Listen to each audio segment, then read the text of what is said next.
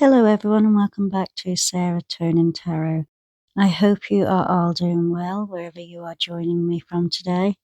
So, if this reading finds you at this exact right moment, I want you to take a deep breath, settle into the energy, and remember that this is a timeless reading, so it appears to you when it's meant to. And obviously, if this message resonates with you, then trust that Spirit may have something here for you today. As always, take what resonates and leave what doesn't, because tarot is guidance, not certainty. And your own intuition should always come first. So, let's have a look at what the cards want to tell us today. So, in the past position, we have the Two of Pentacles and the Tower. And straight away, I can see that your past was anything but calm. It feels as though life became a balancing act, and the Two of Pentacles often appears when someone simply had too much on their plate. You may have been juggling all sorts of things from work, finance, family responsibilities, or even your own emotions. And from the outside, people probably thought you were coping well because you kept everything going. But inside, you probably felt like you were literally one more thing away from falling apart. So sometimes this card represents somebody who's become so used to surviving that they have forgotten what it's like to simply live. You kept adapting. Every time life threw another challenge your way, you just adjusted. You found another solution, you made another sacrifice, and you kept going because that's what you believed you had to do. For some of you, this balancing act may have lasted months, and for others, it could have lasted years. And then Spirit brings you the Tower. Now, this card changes everything because the Tower often is misunderstood and people fear it, but the Tower doesn't arrive to destroy your life. It arrives to remove whatever isn't built on truth. So this card could have been the ending of a relationship, a friendship that suddenly disappeared, a job loss, family argument. It literally could be anything. It's a truth finally coming to light. Or perhaps it was something inside you simply snapped one day and you realized that you couldn't continue living the way you had been. The Tower moments rarely ask permission. They simply arrive. And looking back now, you may have even realized that there was warning signs beforehand. Perhaps your intuition had been whispering that something wasn't right, but life was so busy that those whispers just got ignored.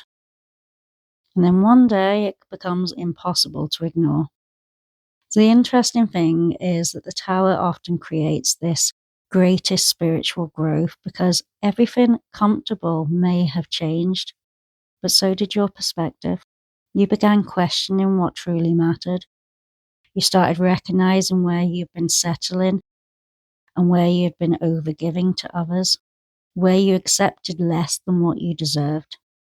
Spirit almost shows me somebody rebuilding their life brick by brick. And not because they wanted to, but because they had no other choice. And that's your story. Know this. Sometimes our greatest blessings first arrive disguised as endings. And then we move on to the present. So you have the Five of Pentacles and the Three of Pentacles.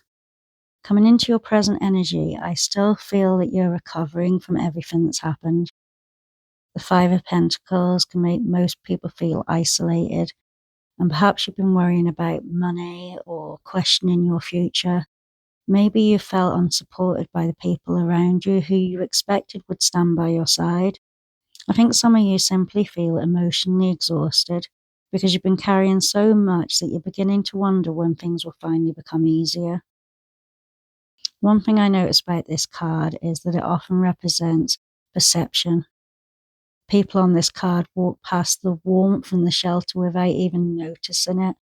So Spirit may be gently asking you, are you overlooking the help that's already available?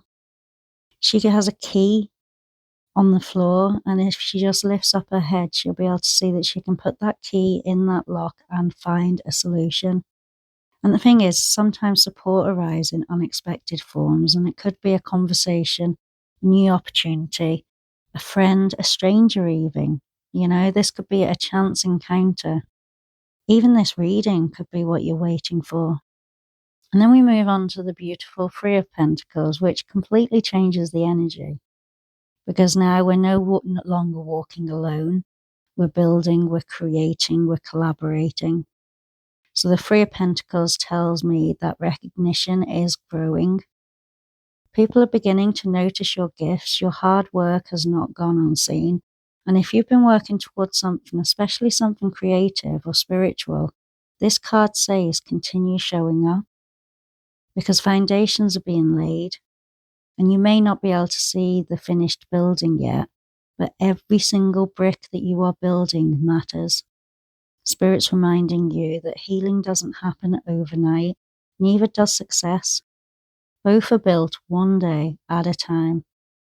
The loneliness that you've experienced isn't your forever. It's simply one chapter, and chapters always end. Now we're moving on to your future, and we have the Eight of Cups and the Ten of Wands. So this is where things become deeply emotional. The Eight of Cups asks one question: what are you still holding on to simply because it's familiar?